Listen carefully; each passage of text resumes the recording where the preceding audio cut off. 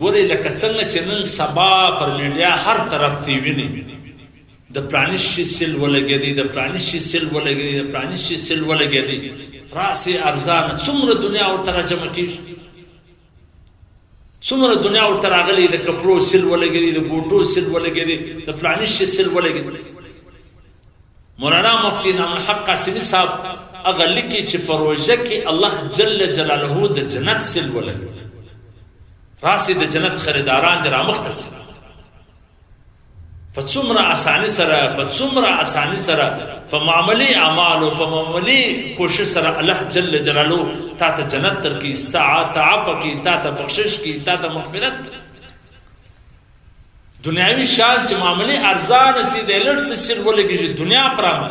لیکن دلته د جنت سیل لګېدلی دي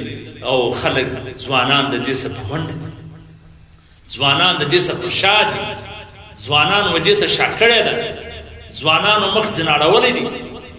ځوانان په دغه سیل کې نه معلومیږي څه نه څه معلومیږي مسجدان خالی دي عبادت خانې خالی دي